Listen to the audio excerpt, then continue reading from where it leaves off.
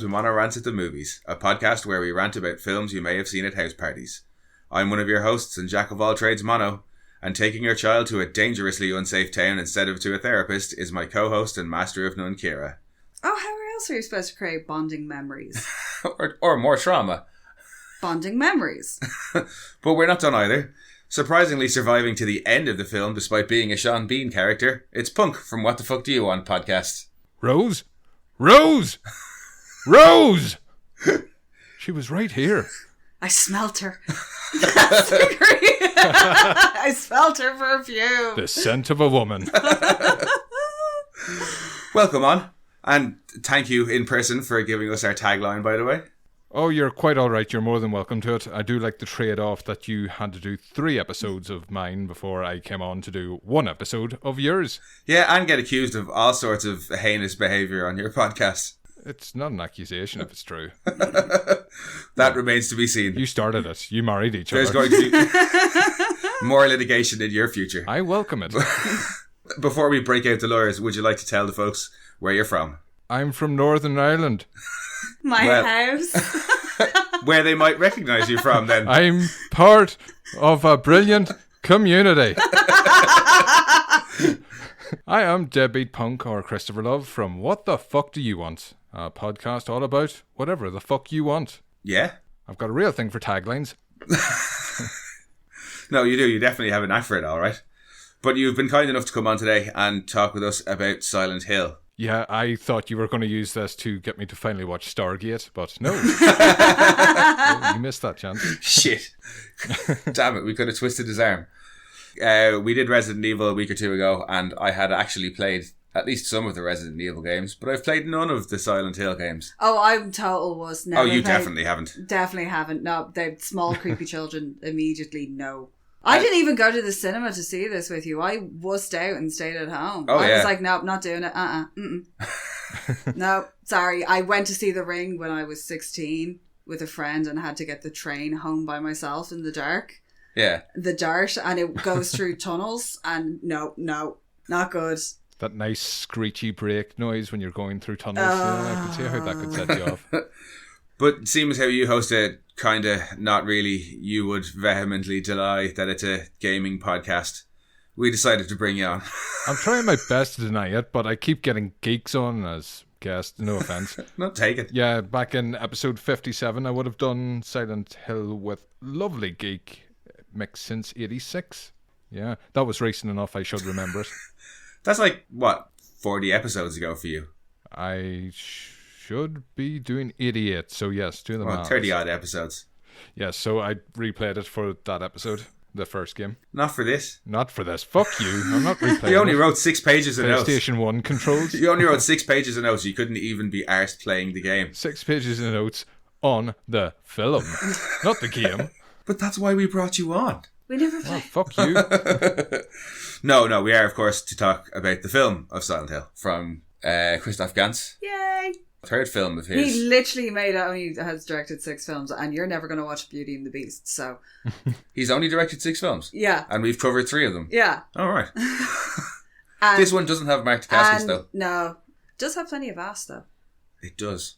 Like, he did Beauty and the Beast and Necronomicon. Oh. Yeah. That's an interesting mix. Quite a varied CV. Yeah, it is.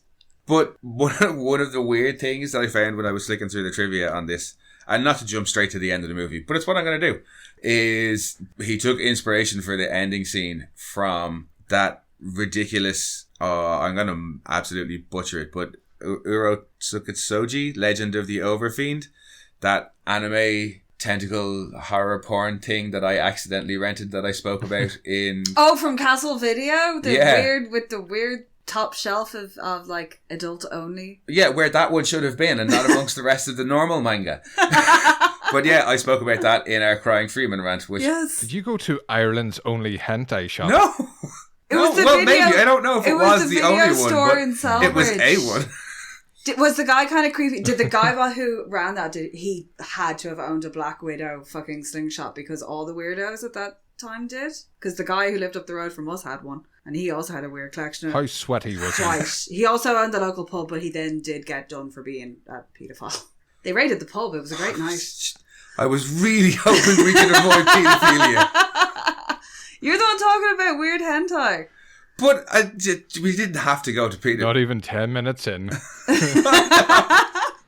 I was really hoping to avoid that. But I mean, while we're on the subject, he also initially, Christophe Ganz, had planned to have those barbed wires shoot out of... Lady bits? Yeah, shoot out of the vagina of the burnt Alessa at the end of the film. Oh, no, why? Ew, gross. No. Yeah, well, you started it with paedophilia, so...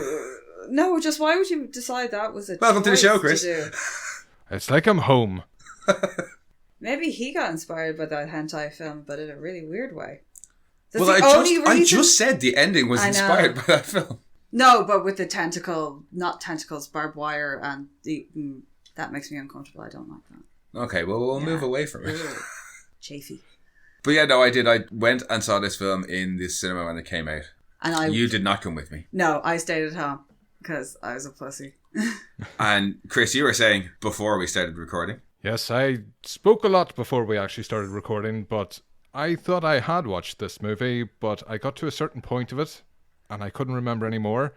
And after consulting a dear friend, apparently I got bored and walked out at one point to drink tequila. That is the only bit of information, or sorry, you didn't say the only bit of information that I wanted you to say from that story previously. What was that? You watched the film at a house party, you jackass. I did watch it at a house party. And then left. I set you up. I didn't know what you were going for. That was pretty fucking evident.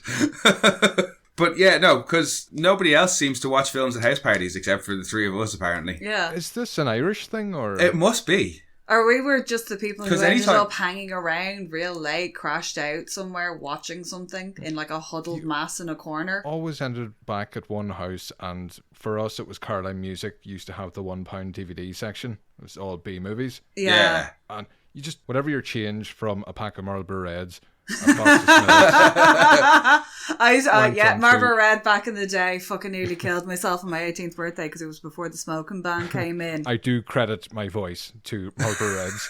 Yeah.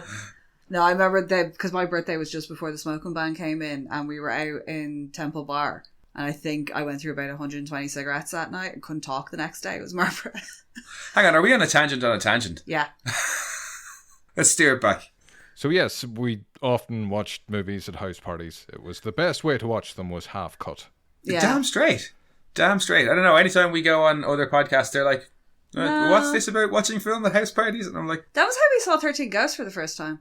Yes. That was how we saw a lot of films for the first time. Clerks. Cannibal Holocaust. Toxic Avenger.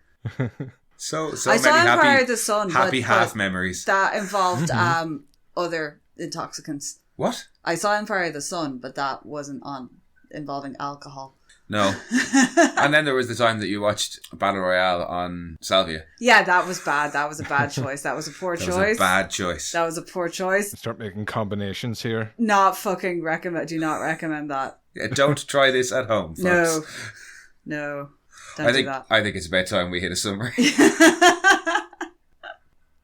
When her adopted daughter's sleepwalking and night terrors worsen, Rose does the only natural thing and gets Sharon the appropriate medical and psychological care.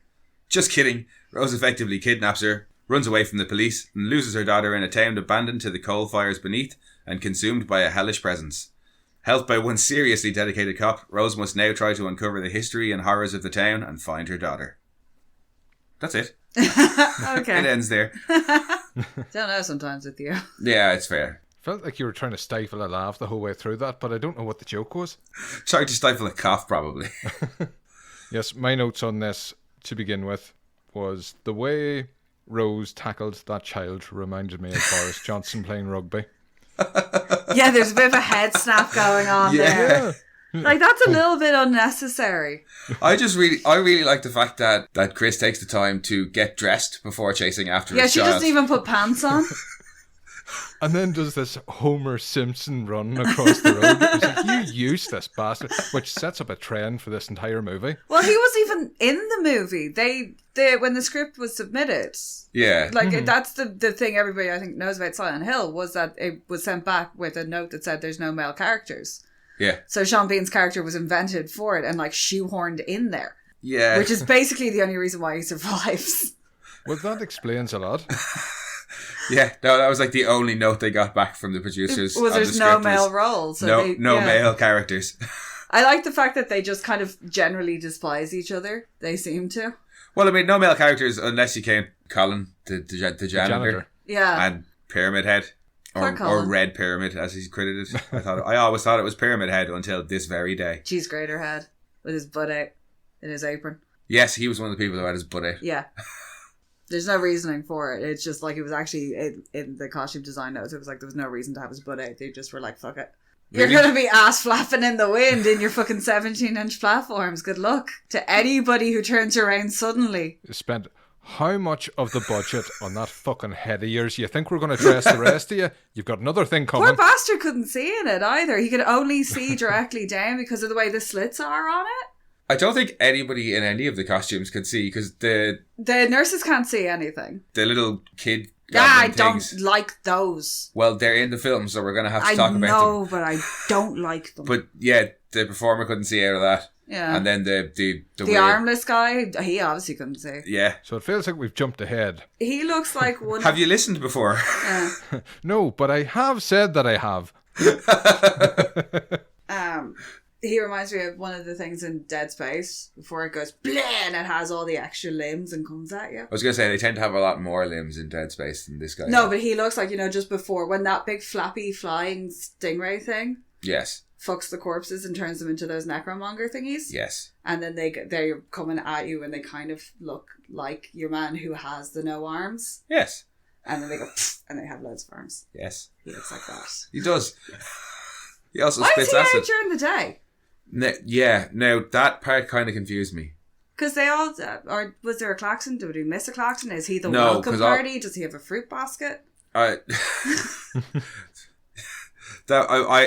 did notice that both times we were watching it, that whenever the monsters come out is after the klaxons and when everything goes dark. Yeah. Except for him. Yeah. He's just there. He missed the memo. Is that just us?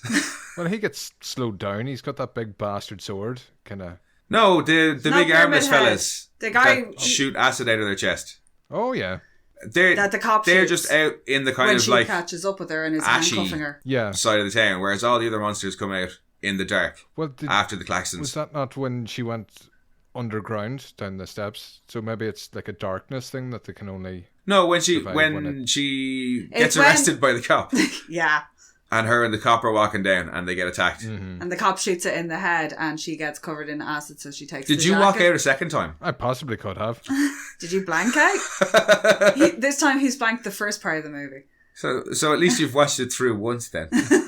Yeah, it was the guy that puked on her and that gave her the excuse to strip off. Yeah. Yes, exactly. And then she takes the helmet Now off. you're paying attention.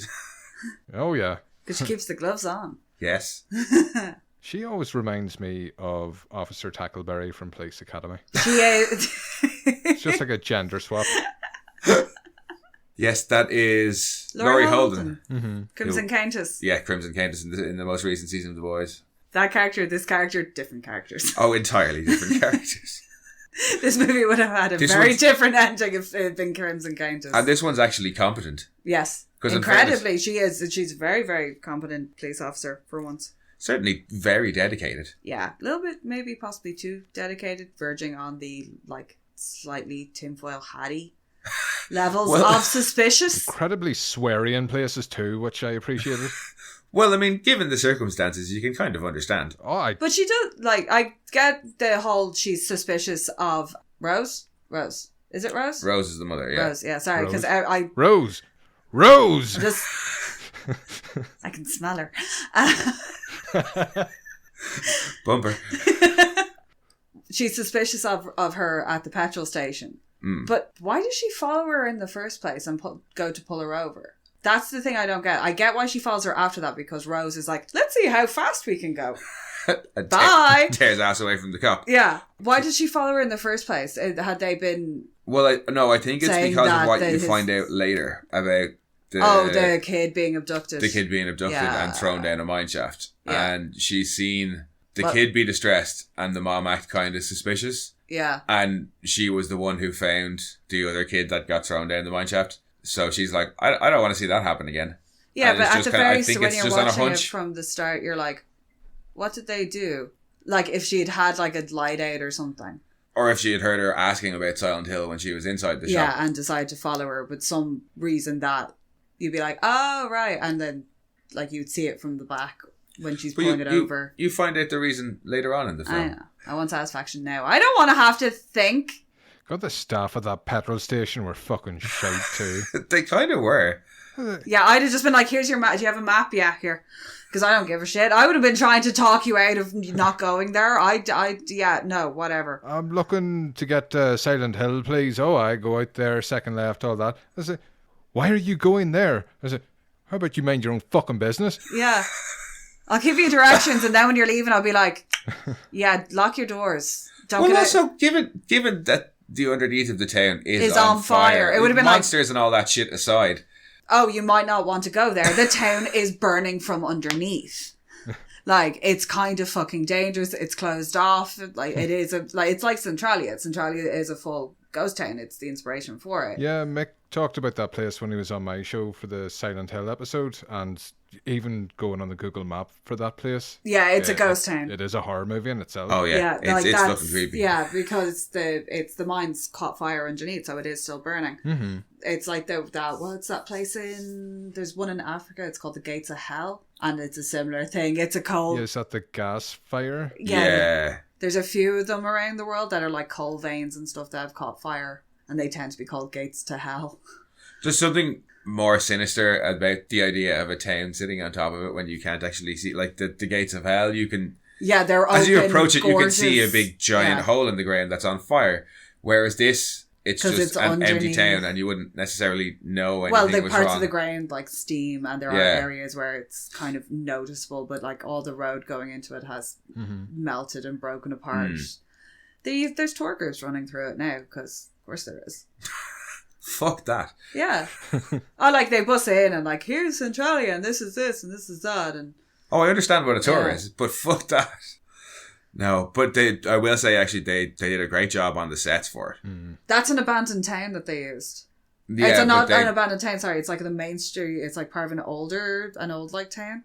but they that had to was dress due it to like be- 3 or 4 different ways because Yeah. you've got the town now when the cop and Chris are running around it. You've got the town in the kind of ashy twilight. Well, that I think is kind of the closest to what the town actually, this section of town looked like, because it's since been like undergone gentrification, Yeah. but it was fairly kind of like abandoned and boarded up.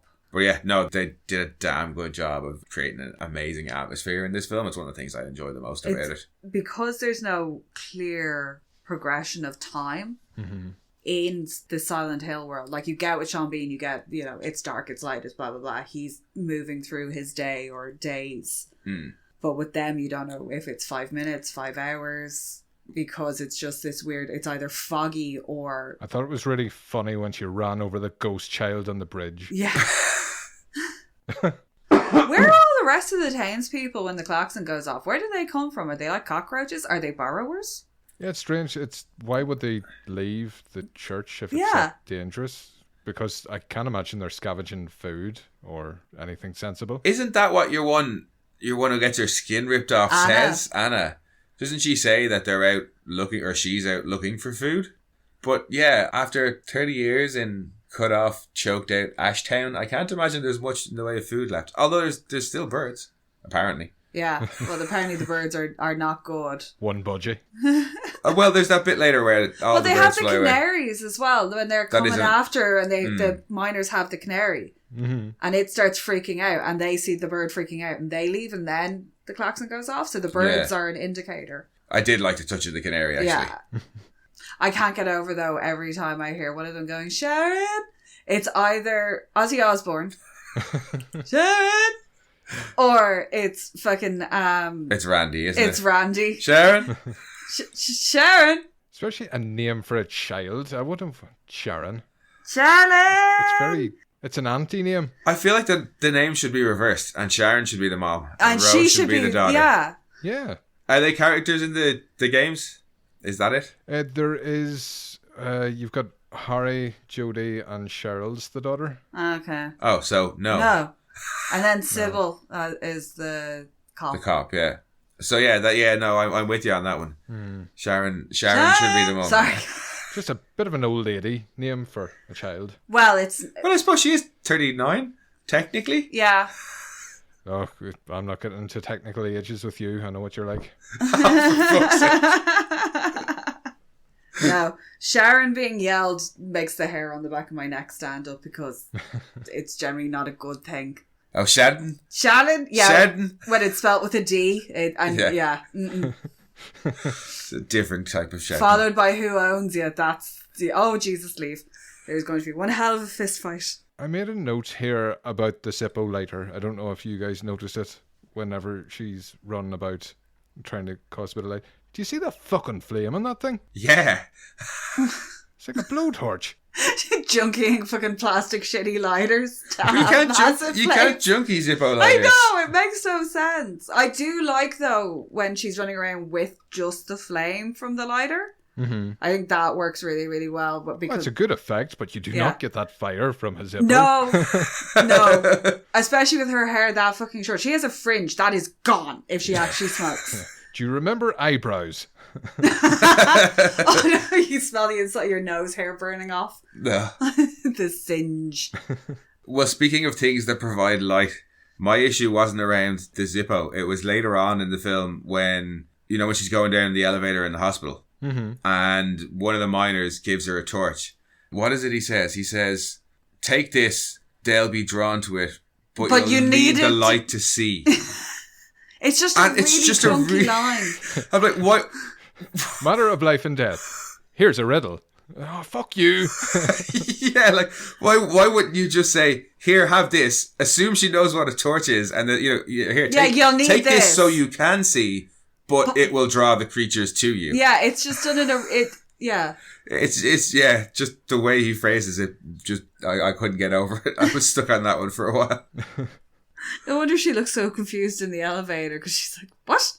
Yeah, I've had to memorize this fucking map, and then this guy hands me a torch. And says something nonsensical. That the torch attacks the creatures, but I need to have the torch because I need light. Is that what he was saying? Did he get the torch with all the different bulbs from Night Watch? Previous episode. Yeah. What a tie-in. As subtle as ever. So giant Zippo flames.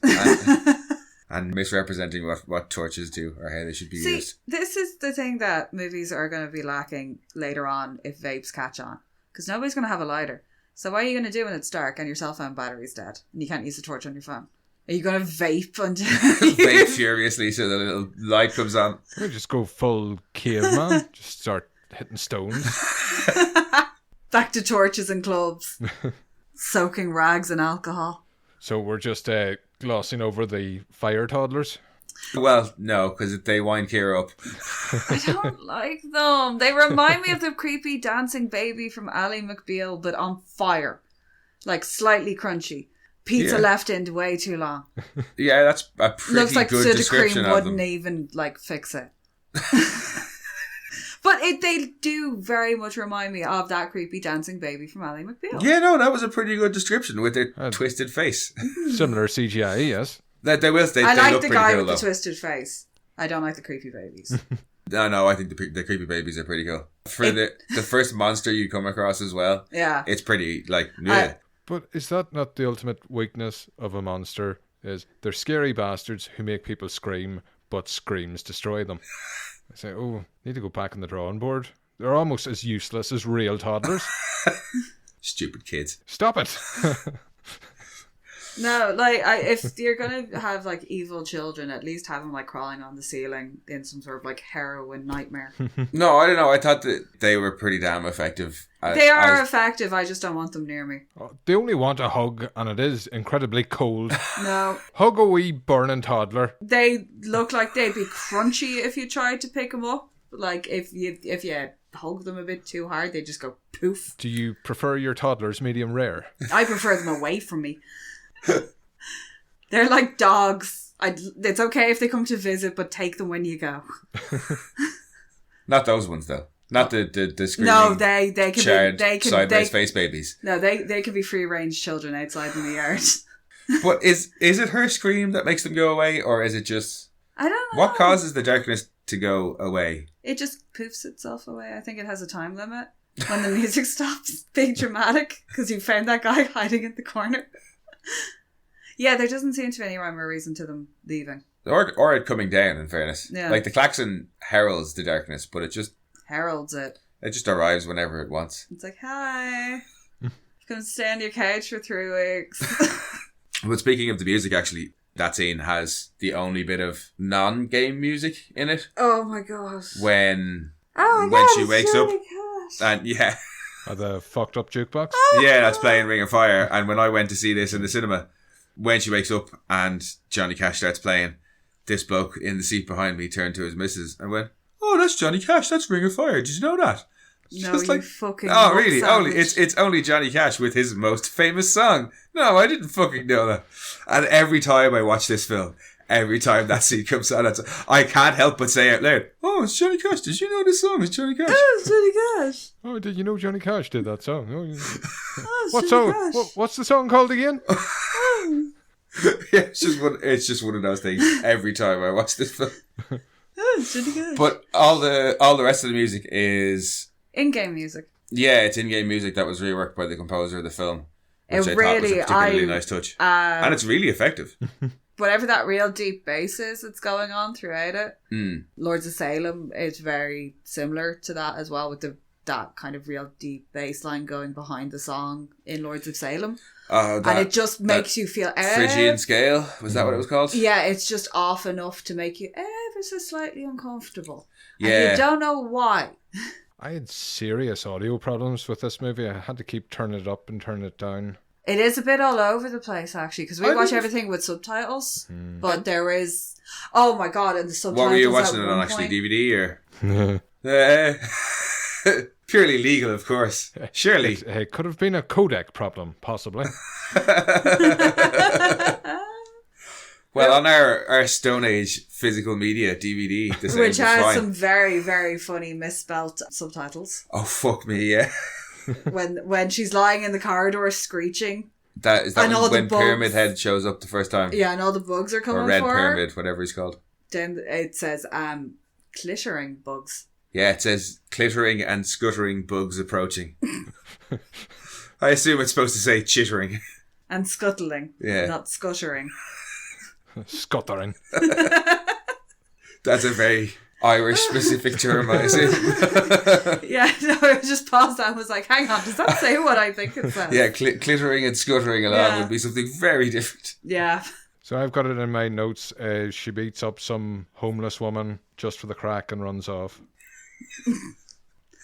Basically. That's Dahlia, isn't it? That's Dahlia. She's been shunned by the community. I have her down as L'Oreal. I think it's a joke at her hair.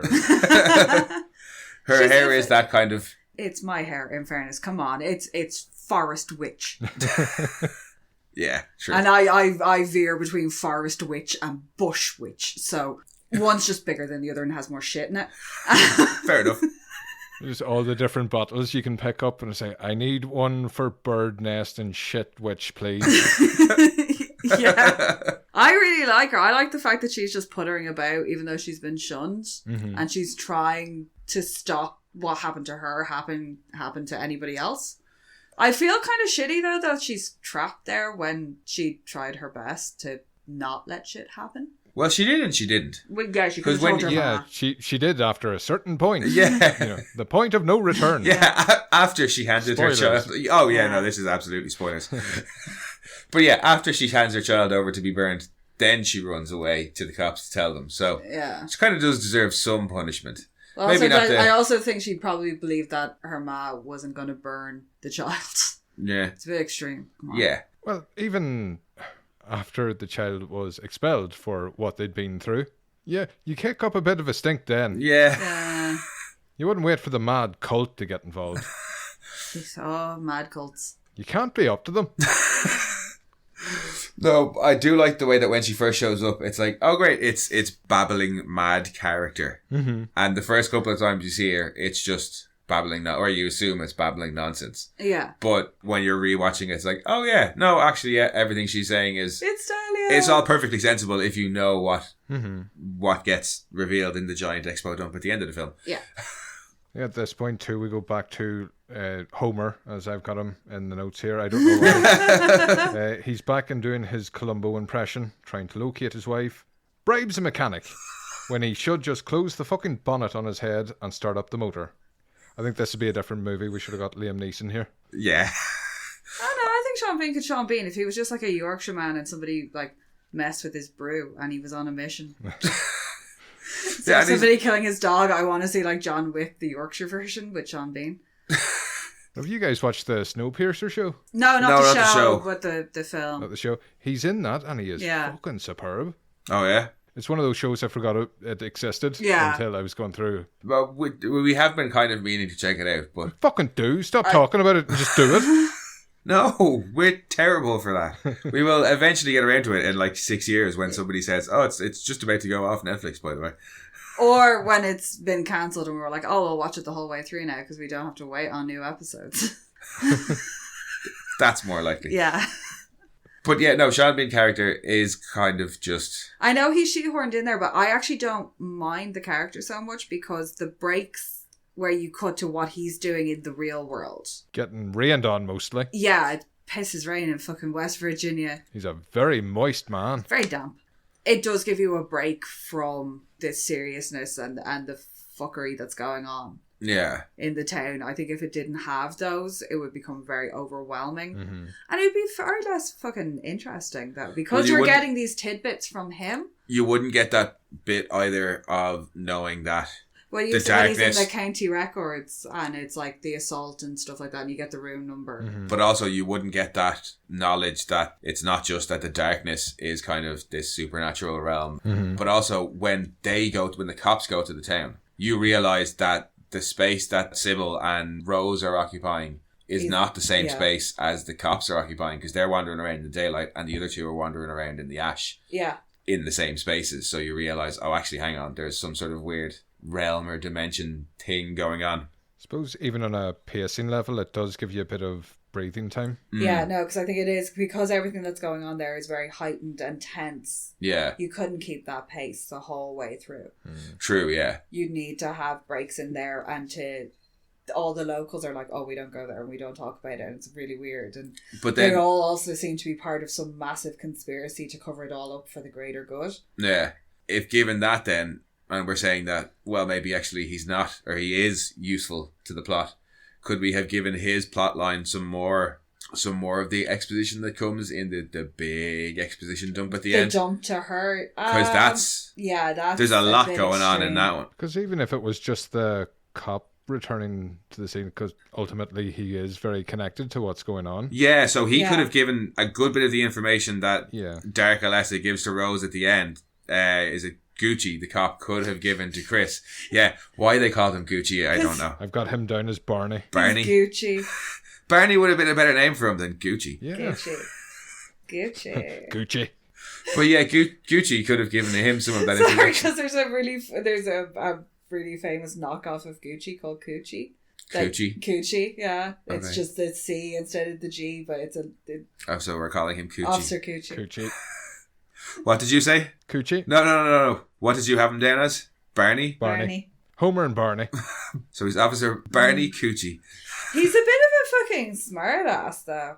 Like the man. The first thing he says to him is after he knows this guy is after his wife. Yeah, he's like, I've lost enjoying my wife this and weather? child. Yeah, like this man is frantic to find his child, which is. But it was pish and rain. His wife seems to have suffered from some sort of fucking delusion. Yes. And has taken his child. And his reaction is perfectly acceptable. Mm-hmm. And the police don't seem to be doing anything, and he's going off to do his own thing. So why would you be such a fucking arsehole to him? Yeah. I know they have to establish parameters and stuff like that, but... I don't want to make excuses for him, but if I had to walk around with what looked like chronic masturbation scars in the palms of my hands my whole life, I'd probably be a little bit snarky too. He does have that line then later on when they're driving through the town and the cop is calling out for Rose and Sharon. And Chris is like, oh, let me try it. He's like, well, it's my experience that 90% of the time if a wife runs away to a place like this, it's because she's mad at her husband. Rose? In fairness, you are right though. She does basically just kidnap. She kidnaps the child. Like, he rings me. He's like, "Where are you?" And he like fucking cancels. Yeah, her cards. we need to go to like a doctor at the hospital with her and get medication. He's right. He's like, "Our kid. There's something seriously wrong with our kid. She's really traumatized. We need to get her help. Not maybe try and find the place she came from and bring her back there and re-traumatize her." Well, yeah, because that's she exactly does research what you do. and she finds out that the town is really fucked up. So maybe she saw some shit because she's old enough when they get her. She's supposed to be 9 or 10, and they've had the town is supposed to have been. It's but like how 74. long have they had her? She's adopted. She's 9 in the case files. So I think they've only had her for... They don't think they've had her for that long, but yeah. But the child is still only 9 years old. No, I know that, but that's what I'm saying. Like, how long have they roughly had her adopt? I don't think it's specifically mentioned. What is it with you and this fascination with children's age? Just move on. Will you fucking stop it? Nobody... If you've adopted a kid who has a, like, bewildering past, who's having, like, nightmares and stuff like that, you don't take them back to the place you think they may have come from that's got all this, like, weird, creepy shit attached to it. Because that's probably why the kid's having nightmares. Oh, absolutely not. No, that's why we're on Sean Bean's side. Yeah. We've never told people to go explain whatever's causing them quite a bit of distress to talk it out with their priest. We would never do such a thing. And then go get drunk about it afterwards. It's a bit of an off point again, but every time that Nokia, I think it's the 3310, came up on the lanyard. Oh, yeah. That tickled me. That aged the film more than the special effects did. Yeah. Because the special effects were pretty good. Like, they held up okay. Until the very end. And then it seemed to drastically shift. Yeah, well, I suppose that's because I'm guessing everything else was mostly... CGI. Prosthetic up to that point. Yeah, there's a lot of prosthetic work in it. And then all those barbed wire deaths are CG. No. And it doesn't look terrible. It looks like the last kind of 10 minutes or so that you're watching a TV show rather than a big movie. It kind of reminded me of when the mayor turns into the giant snake in Buffy. Sorry. You're not far wrong. I was thinking the same thing. You're it not had far that wrong. kind of a look about it. Only nobody got penetrated with barbed wire. No. Could have done without that. Yeah. I was trying to think, was that just homage to The Evil Dead, the tree rape? Yeah, I think very so. much that, and like just evil vines and. But knowing where he drew inspiration for that Not for that Evil scene. Dead. Was there an Evil Dead hentai? You seem to be quite the expert on it. No, I just Rule rented 34. one accidentally once when I was like 14. Uh-huh. Then the internet arrived and I didn't have to rent anymore. Hentai straight into your home.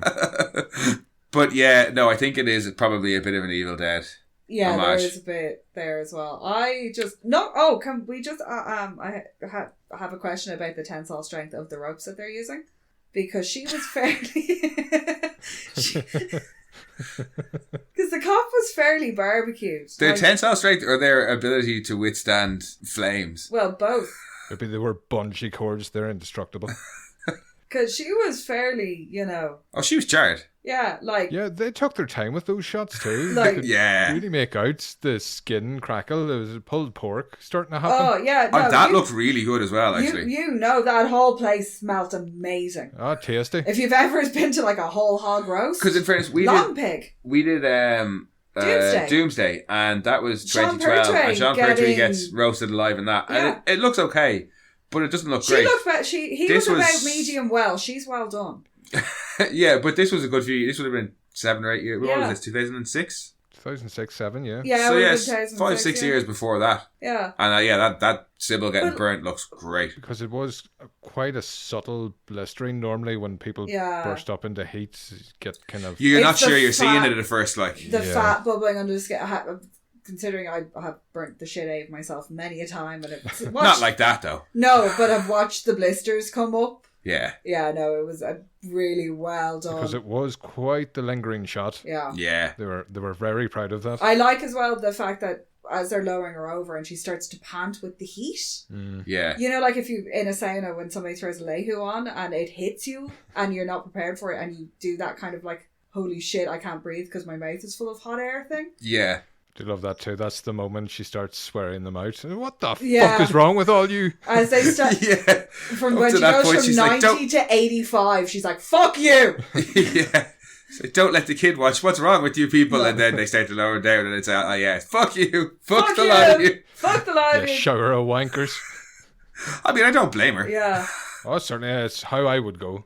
And especially considering everything that happened. Like, if this film was from her perspective, Oh, you know, yeah, she's poor woman was just doing her job. just on a normal it's day, a real bad day. there's a suspicious woman. Yeah. I better go and follow her. Oh, she's running away from me. Oh, she's gone into this horrible town. Oh, Fuck, shit. there's monsters. Oh, there's a cult as well. Oh, I can't get out because the road's just gone. Because she does try and leave. Yeah, there's that point where they find out the Earth is flat. Bollocks! They were right all along. It's just turtles all the way down. But she never wavers.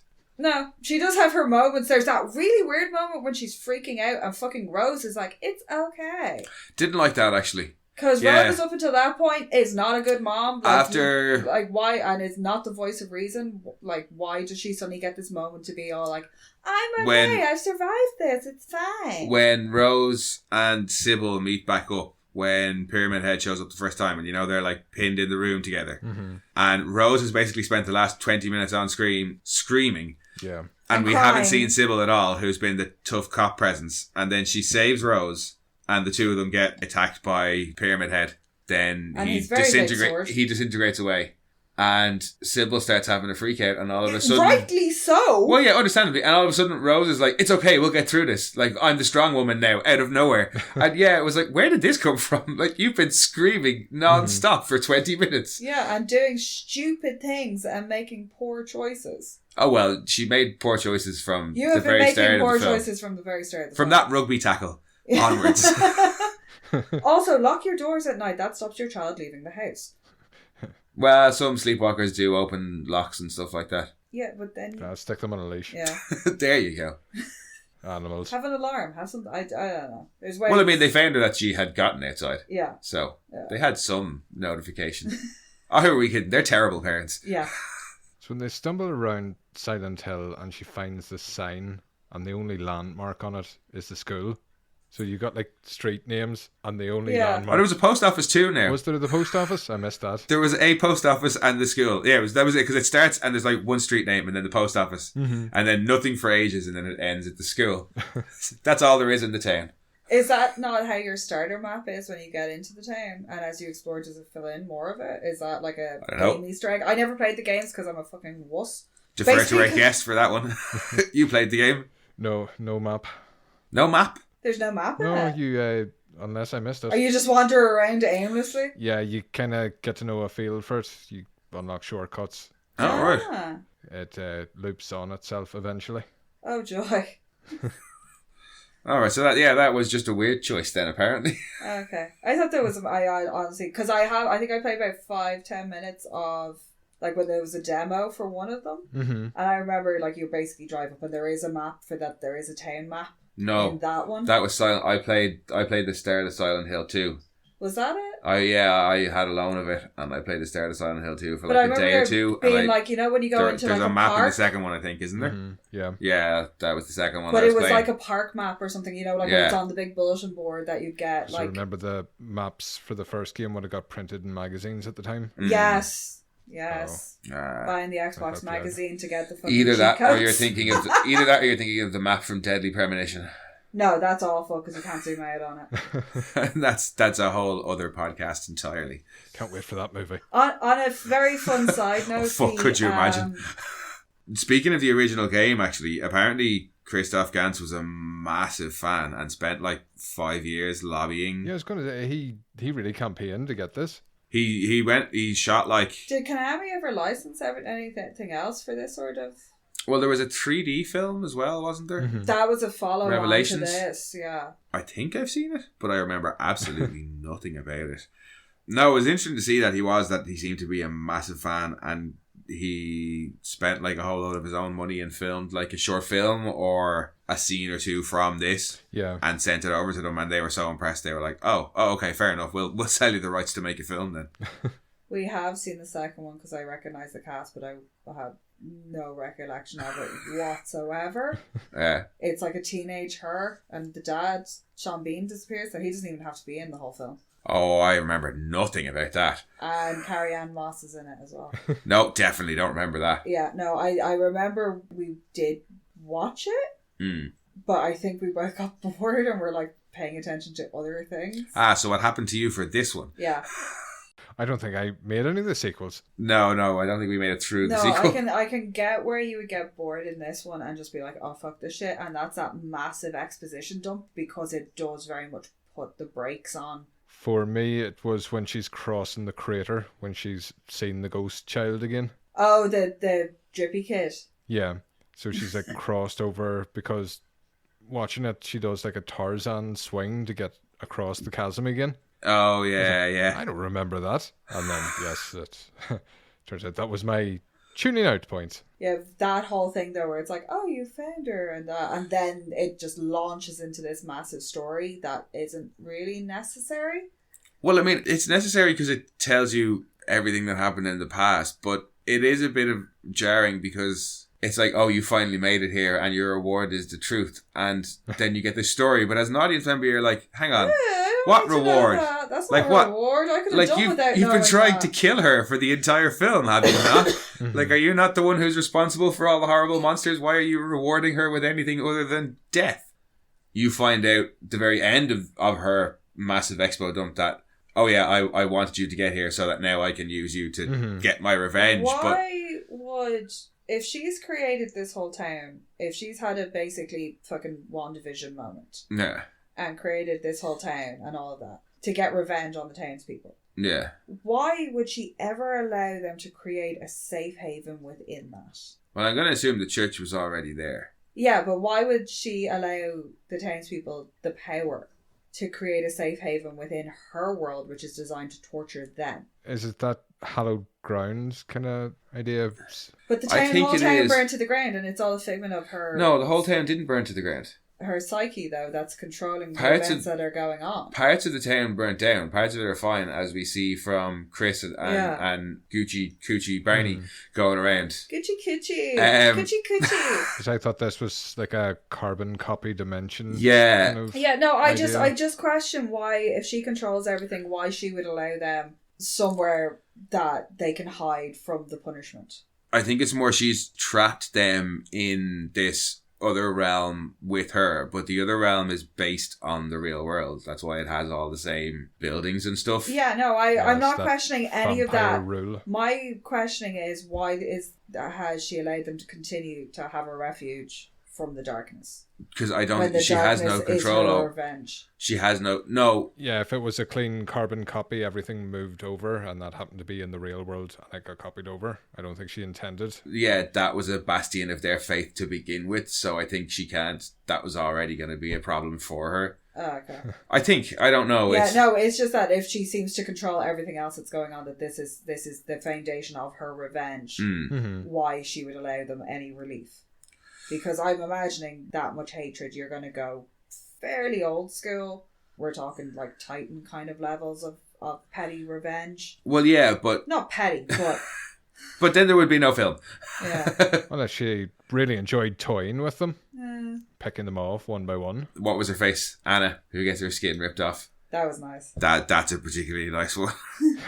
And she kind of deserved it too. Like, everybody else is running inside and freaking out. I was throwing the fucking stones. Yeah. And she was ginger. Fucking double dose. When they meet her in the first place, and what the line she says are, those who are evil deserve to lose their spawn. She's a couple of lines that she delivers like that. And I just love the way she delivers it, because it's that flat by rote has been beaten into me from a really early age delivery. And there's a few things that she says like that. That have that just completely mechanical repetition to them. Well, you'd have to really believe something to burn a child over it. Yeah. So you'd like to think they're brainwashed on some level. Yeah, and when the world is like this around you, to think that, well, my way has to be the right way. Yeah. So, no. I just love the nice touch of adding the very mechanical aspect to it. Like when kids reciting their multiplication tables, anybody reciting the alphabet. No, there is for a dumb video game film from the early 2000s. there is some really nice subtle bits to it. Well, it's nice that the cultists aren't very stereotypical. I know they have the furor, they're burning people, and they've got that whole thing, and she's like full on witch, burn the witch, burn the witch. You know, she doesn't even check to see if they float against a duck. But they don't seem to have the cultish mentality. They're not doing the whole atypical capes and chanting and what you would normally see in any sort of depiction where they're trying to like banish evil, where they go this super religious kind of route. No, they just look like haggard peasants. Yeah. You know, they haven't gone Heaven's Gate matching tracksuits. No. Which is no, the but it was other the way 70s, that, so it would have been shell suits. But that's when you get a lot of kind of like the religious cults being depicted. Yeah. They do tend to all very much dress the same, become one. In this, they're just like kind of a desperate townspeople, and she just happens to be the voice of authority. Isn't that the way they operated before the Dark Worlds happened? It seemed like they met in secret in that hotel. Yeah. That bit I always found to be kind of weird, because it was like they make out like that's They're just a pillars. small section of the town. Yeah. And But it's these the are supposed to be pillars it's the of the important community. people in the town. And normally anytime you get that kind of a cult storyline, it's like the Wicker Man. It's the whole town is in on it. Yeah. It's not a portion of the town and some of the rest of them are okay and most of them are fine or whatever. And these are all seem to And be that like bit- pillars of the community in their own right, and not involved in, like, not removed from everybody by being involved in like a religious organization. It's not like the high ranking members of the church got together and did this. This was like it's the a high little bit ranking blurry. members of the town. Yeah, it's I It's always a little thought bit that was like a bit weird. fucking stonecutters. Stonecutters, but they burn children. Yeah, but like that, it's that kind of We a thing do. where we do. Like, that's the kind of vibe I got off it, that it is like they do seem to have these like kind of very extreme beliefs, but it's the beliefs that tie them together through their want of the greater good, as opposed to Well, what do they want in the 70s? You think it's a bit hot fuzz? Because take that, wrinkled tits. I understand why they're trying to fight the demon and the evil in the dark world, where they're constantly getting harassed by horrible creatures. But what were they trying to do in the 70s? Well, they're shunning a child. They're shunning the mother because she's the daughter of like this incredibly pious woman. Who's like the moral, upstanding, fucking judges everybody in the community. Like, she is, everybody must compare to her. She is that by which everybody else is judged. And her own daughter has had a child with somebody who she won't fucking name. Is it daughter or sister? Daughter. I thought she calls her sister. No, daughter. Oh. That she won't name, with somebody from outside of the town, presumably out of wedlock. So she's got an uncontrollable daughter with a child that she has deemed not good enough. Hardly requires burning the child. No, she's fucking insane. Yeah, but I'll pull it back to the school, as we were talking earlier, because there big plot points happen there. Yeah. The way she gets treated, because you get a few flashbacks when you actually get to the location, they're full on... Oh, kids are horribly cruel. Yeah, the kids are calling her a witch, and you kind of put that, kids are arseholes. But the parents are telling them not to do it. This is where it comes from. The whole town is turned against them. And it's the whole sins of the father. Like, it's not the child's fault. No. Oh, no. I think in an earlier draft, they had, in like that flashback where the kids are all saying burn the witch and throwing books at her and stuff. There was like a longer sequence where she uses some like psychic powers, and there was going to be a few flashbacks. They're going to have like a Carrie moment. Really? Yeah, they were going to have a few flashbacks to show that the kid she played young Carrie. She did, yeah.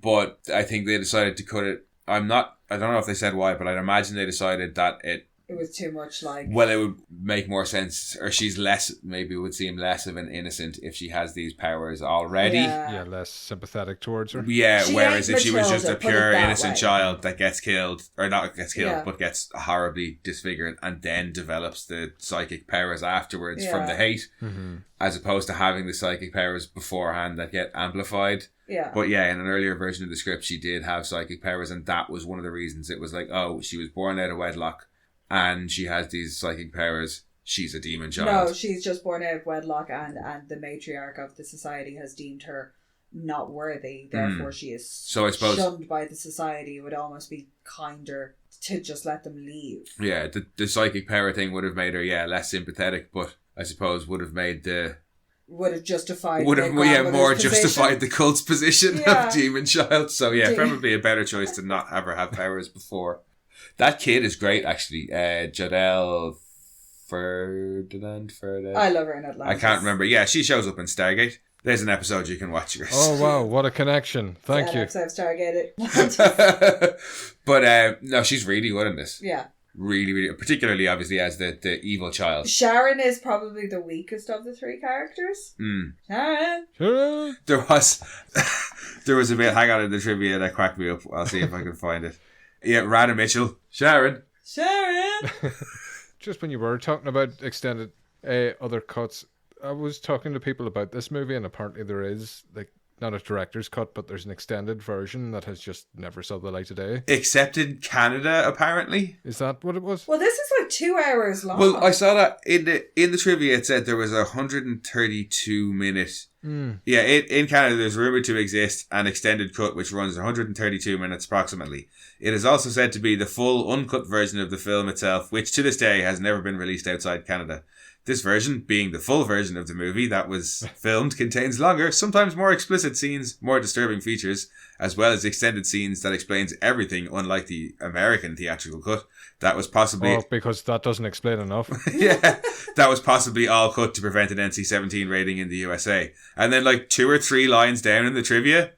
The version we see in theatres is the one that Christophe Ganz wanted us to see. He said in an interview that the studio executives loved his version and he was never asked to cut anything down out of the film's length. Although the initial script of the film was expected to be closer to 3 hours, the film was never shot with that length in mind. So... Fucking hell.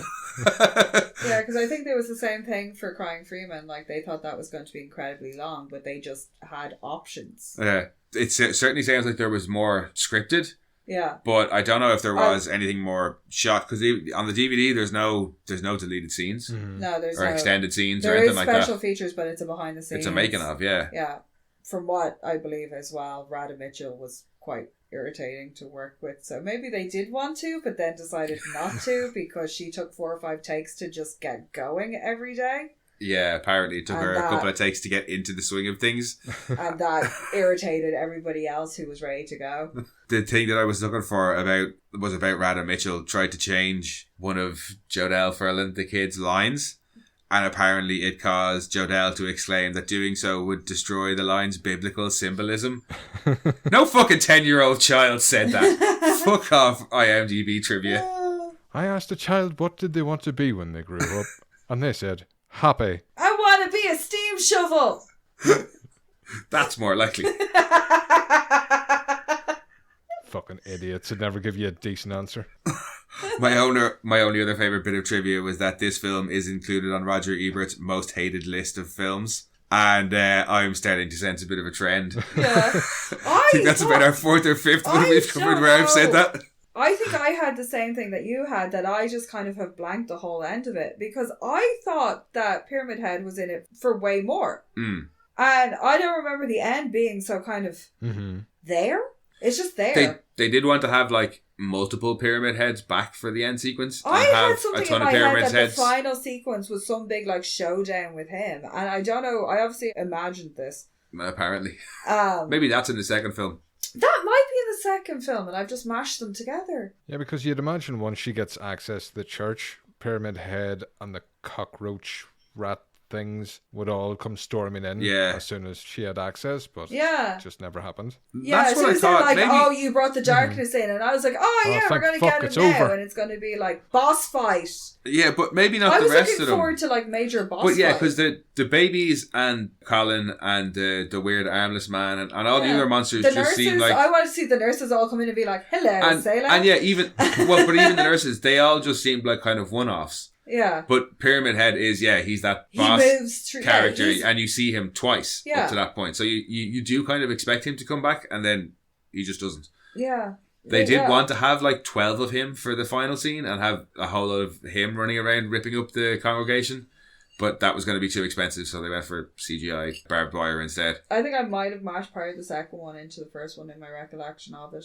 Well, I remember nothing about the second one. Because it's something in my head, I'm like, Pyramid Head, big face off, more than just through a door. Well, he does get the big skin rip-off scene, which is but no, particularly this nice. was more him with the big ass sword and going at somebody. But obviously, I think that must be in the second one, and I've just lost my mind. Jesus Christ, what Pyramid Head and the nurses did for the Halloween scene. Slutty nurses never looked so good. And Don't want to be a slutty nurse? Wrap your face up in a bandage. Do you happen to find yourself being a bit of a butterface? Have I got the costume for you? It's better than that paper bag you wore last year. And yes, Pyramid Heads, get that ass out in the cool autumn breeze. Perfect for trick-or-treating. The two of them aren't from the first game, though, are they? They're from, like, later games? Oh no, if you want to get nerd rage on it, they're from the second game, and they're in the second game for very specific reasons based on the psychology of the character. I'm aware of that, yeah. So they're only here because they look cool. Yeah. But I do like, did it get much flack? No, when she has to move through the nurses when they all freeze. I did like that. Is that like stop motion or something? No, they're dancers. They filmed them like them walking. They walked backwards. And then they run the film in reverse. Yeah. And that's what gives them that real disjointed look. It's a very unnatural movement. It's really well done. A lot of them are classically trained ballerinas who can move and hold their feet, like their bodies in really weird positions and do it in almost complete synchronicity because they're all from the core, and if they don't, they will be beaten by a Russian lady who's very old and has a cane. Yeah. So a lot of the stunt performers in this were dancers to give them those weird, because they can do those weird movements. But the guy who played Pyramid Head was... The guy in the toilet as well, who's like tied up as the contortion. Mono. No. Yeah, he's Colin the janitor. But he was he was the movement coordinator for all of it. Yeah. I thought he was the armless guy as well, but he I wasn't. think he had enough of characters that he couldn't see shit. Colin on his tongue. That was quite the scene. Yeah. Colin. That bit when she's got to reach into his mouth to get... Nah, I don't like that. No, you're not supposed to. No, it just now. Although, reminiscent of like all the beautiful traps in Saw. The way he's held up in that. Him and the crucified miner guy. Yeah. Earlier on, just before she meets the creepy babies. Is it Sloth in 7, the guy who's just lying on the bed and they think he's dead and he's That would not. be Sloth, wouldn't it? He's Sloth, yeah. I think. Yeah. It's very similar to that as well. It's not the razor strap-on guy. No. All the creatures and all the like deaths and stuff, with the exception of that end scene where it's massively CG. Yeah. They all look class. Yeah. The little baby creatures are freaky looking and class. The armless dude is freaky looking and class. and The guy with the twisted face, I love him because that was an actual prosthetic and they used the actor's face. The witch? And pulled it, the guy with the two faces, or the face is almost like twisted around. The baby thing. Yeah. Has a twisted face. That was an actual contortionist inside it. Yeah, and it was like with prosthetics on it as well. I love that one. She also couldn't see out of it. Yeah, nobody could see shit in this film. Cat. Yes, again, a cat making the odd visual appearance as opposed to an audio appearance. Oh, he might make an audio appearance. No, don't make him make he's any quite noise. gassy at the minute. God, I hope it's not that kind. But I feel like we've done an awful lot of shitting on this film. But I do really enjoy it. Yeah, it scares me still. It just makes me feel uneasy, and that's mostly the soundtrack. Damn, the other way. I thought this was a waste of fucking time. And I'm quite angry at both of you for making me watch it. I never once asked you whether or not it was a film you enjoyed. I was just like, hey, come on and do this film with us. I enjoy the first half of this film. I could kind of do without the second half of this film. I think it trails off quite badly. Yeah, I think it wasn't... Not that it wasn't as good as I remember, but yeah, I had forgotten about that massive exposition dump and at the end. It was like, puts the brakes on all the momentum that you're getting, because up until this point you're getting these little tidbits and you're getting closer and you've found the cultists and you're starting to get some answers and things. And yeah, I think I remembered. You're winding up. Definitely sets the mood and builds up intrigue really well. It just doesn't deliver on it. Fucking slams into a brick wall. I think that's what I remembered, the atmosphere and the setup of this stuff and the sense of unease that I got from some of the scenes and from some of the music. And yeah, I think I also forgot the ending. I think we all forgot the ending of this film. Well, he never saw the ending. We all walked out. Yeah, But, because when it I does mean, I happen, didn't hate it's a it. bit of a like, oh, okay, so what is she going to do with this information now? Is she going to go off and confront the big bad? But then that kind of is a bit of a letdown. Well, yeah, because what is the bad... Well, it's not that the monsters are still kind of bad, but what's controlling all the bad things at the start is Alessa. Yeah. And then you find out the cultists killed Alessa, so they're bad too. But then the bad guy becomes the good guy to kill the other bad guys. Can we have a side note? Oh, he farted. Yeah, I told you he was I'm done. farty. Sorry, can we have a sidebar of a moment of appreciation for Alice Krieg, whose surname I don't think I'm saying correctly. I think it's Krieg. Is it Krieg? Christabella? Yes. Yeah, she plays the cult leader pretty... I know she didn't really like the role because she felt that she was too evil. Well, I mean, how woman evil do you... burns Yeah, children. you burn children. Like, how much It less could've- evil does she need to be? Well, in fairness, she's the Borg Queen, and the Borg Queen is more nuanced. Oh, what, she just... It was... Just it's just evil. There's nothing else It was there. very one note, evil, burn the witch. Although I do love that hand gesture when she's looking at the locket. She closes it and goes straight into the devil horns. Yeah. And starts screaming witch at her because everyone's a witch to her.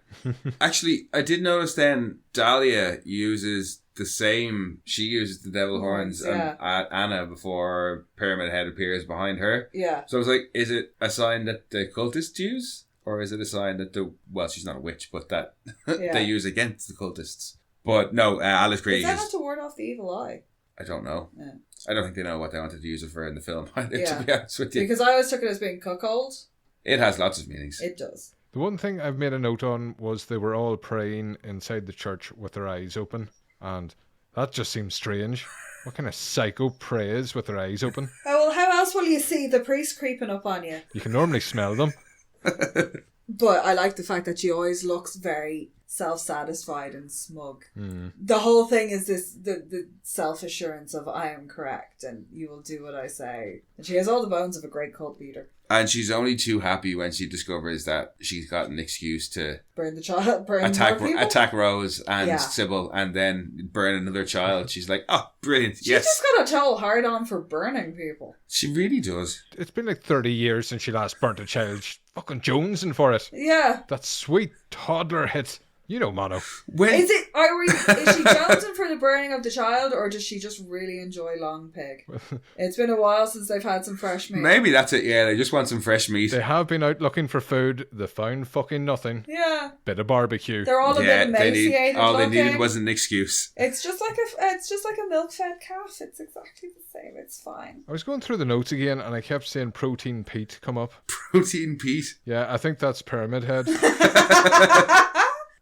Well, why would he be Protein Pete? Because you don't get that physique if you're vegan. I've no idea. Nutritional yeast is not that good. It's not like there's many other male characters that it could be. In fact, he plays like 3 of It's them. not Homer or Barney. Because I've got on the notes here, Ginger is pelting L'Oreal with rocks. Rotten bastard. She tries to get one last shot in, but Protein Pete strips her twice.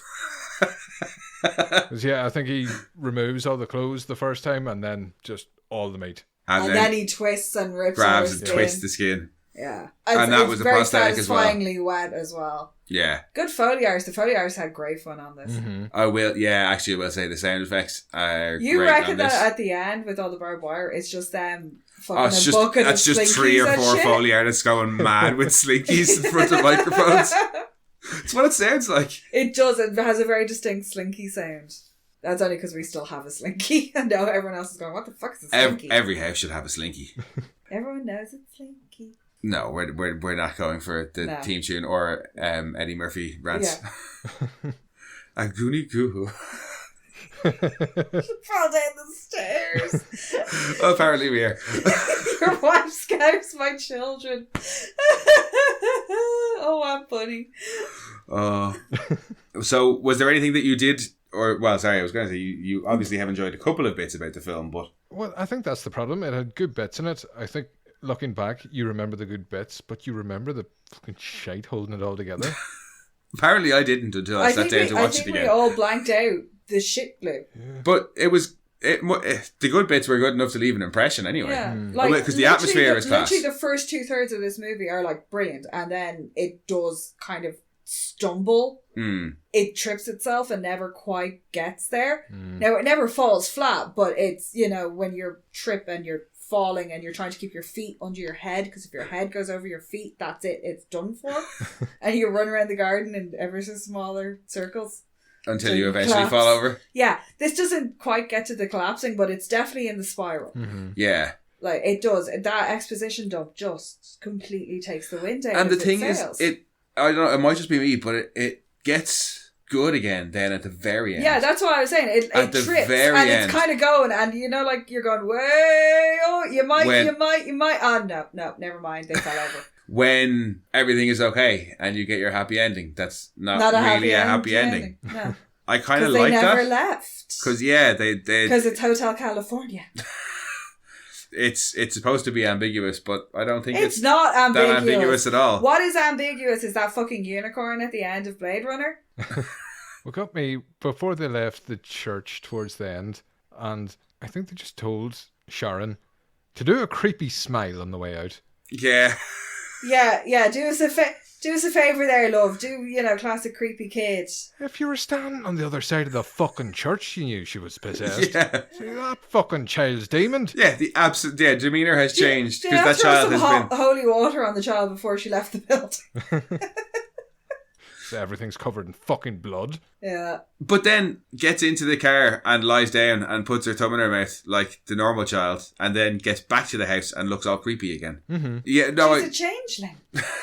Did you notice when they drove past the gas station, the little Easter egg on the sign? No. It said Mono was a wanker. I must go back and check. Freeze frame. Sean Bean is fucking useless.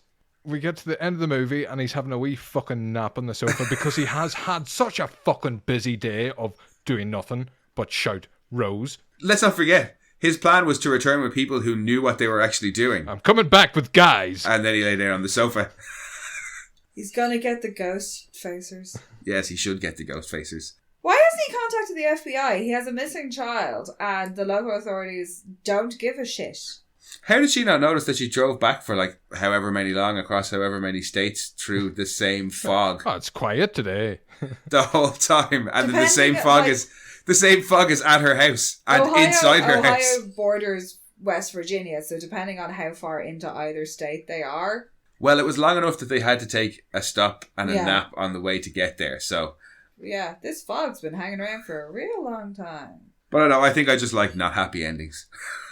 Yeah. Especially in horror films. But they have to get back somehow because there's a sequel. A sequel that we remember nothing and about. The daughter's in it.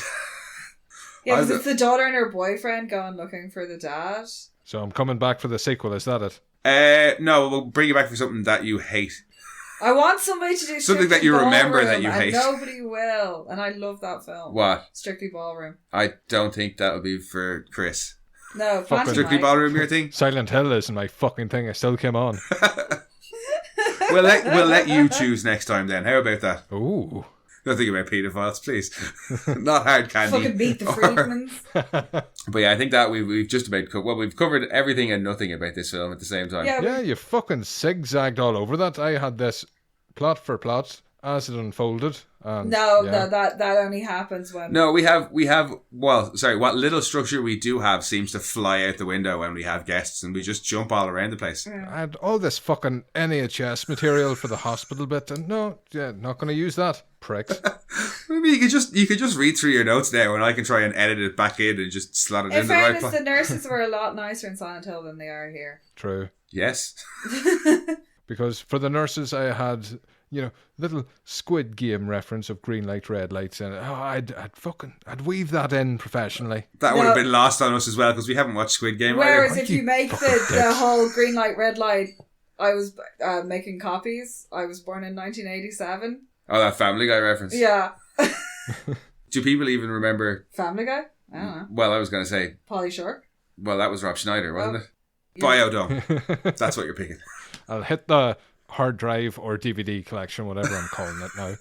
No, we will actually let him pick the film the next time he comes back. Yeah. If he decides to come back after this. It's up in the air at the minute. Depends how many guests I need in the future. So basically what we've discovered is that this film is as good as we remember it is, but not in the ways we remember it being. Mm-hmm. The first 2/3 of this film are great and are exactly how I remember. And the last For third me- of this, apparently I've blanked. For me, it was good in all the ways I remembered it, and bad in ways that I had forgotten about. Yeah, I think I've just blanked the end of this film. Because anybody I'd talked to was quite positive on this movie, but they all said they wouldn't watch it again. I was like, that's normally a sign. Yeah, that might be how I respond in future. I don't know. Yeah, it could be out watching it Ask me again. next year. I'm not surprised with that reaction now. Especially having rewatched it, I'm not surprised with the reaction that you got. Yeah, it's really good. I'm not in any hurry to watch it again. I genuinely couldn't. If you haven't seen it, do watch it. How it ended, I have actually smushed the two films together in my mind and made the movie I want. More protein, Pete. More protein, Pete. Yes. Big, smashy, brawly, smash 'em up with monsters. Yay. Less Sean Bean, but with more. I'll just give him something to do. He's a grand lad. Yeah, less Sean Bean, but more to do for when he is on screen. Yeah. Fucking getting rained on and shouting Rose. Rose! Rose? I don't think we're going to get much more out of this. No. I think we did well to get that far. Also, who put him in the fucking trench coat as well? Not helping there in his fucking Mac going around the place. You and Max. I know. Stop with them. Right, for anybody who's still listening, would you like to tell the folks at home, and you when you're listening back to this episode, or pretending to, where they can find you? In case you get your links wrong. Imagine getting your links wrong. WTFDYW.co.uk. You can find everything there. Everything. Fucking everything, Mono. The whole shebang. When I find a jade monkey out the next full moon. We find a better ending to this film. I think, yeah, Kira pretty much had the better ending. Yeah, she probably did. Write it out. Mush together the bits you like from the two films and forget the rest. It was all fire, barbed wire, and protein Pete. There was nobody on fire. No in scary this babies. movie. No, there was nobody. I like somebody on fire. So, without going back to it, after Tackleberry got burnt, the fire was out. I said, how long did the fucking cook her for? Yeah, no, like that was why I was asking why the ropes. What ropes did they use? Because like she was still on there, but she was like done. She was like At well. least when they burnt Alessa, there was like iron shackles. And Yeah, manacles. they were like, oh, there she is, just propped up there. Hang on, like a kebab, like she's just waiting like a kebab. But they bought that thing off QVC and it fucking broke halfway through. I see somebody coming in with the electric carver and just being like, "Gee." That's why they just went with we'll just use the tried and trusted rope and ladder method of burning people. Yeah, can't go wrong with a slowly stick. lowering her in. Slowly lowering her in, not even rotisserie style. But the only thing is they left her clothes on, so, you know, not good crackling. Well, it would have been okay with Sybil because she had leather pants on, so that was just an extra layer of skin, so that's even more crackling. It's been tanned and processed, you can't eat it. No, after the tanning process, you can't eat it. I don't think they're going to be that picky. Yeah. 30 years in that. 30 years, they're starving. How do you always do this? Poor man's giving his links. He wants to go home. He wants to stop talking about this. I give my links. But yeah, no, I think we'll have to leave it there. Good, because I'm hungry now. You're hungry after talking about people being cooked. Yeah. Yeah, that sounds about right. For you, at least. As long as you don't eat leather and get a serious dose of the shits or whatever leather does to the digestive system. Bungs it up entirely, one would assume. I saw what happens, oh dear. Guinness toilet. Yeah. I think even donkeys won't eat leather. And they'll eat fucking anything. Corrugated tin. Right, no, done. Thanks for joining us, folks. And if you would like to hear Punk on a perhaps shorter episode, you can check out his podcast that never runs longer than half an hour, except when it does. And if you want, you can check out our previous episodes or our other podcasts, Mono Rants the Boys. And you can come and find us on Twitter at rantsmono, on Instagram at monorants_the_boys, or you can send your own rants to monorantspodcast@gmail.com. And we'll be back next week with our usual undecided episode. Undecided. Until then, thanks for joining us, Punk. Thanks for the invite. You're not coming back. No. Bye-bye. Bye. Bye. We are Science Fiction Remnant. This is the Funny Science Fiction Podcast. We are the Caribbean Science Fiction Network. We are Mono Rants. We are One Accord Level 2 Podcast. This is Jesse from Sudden But Inevitable and Open Pike Night. This is Sci-Fi.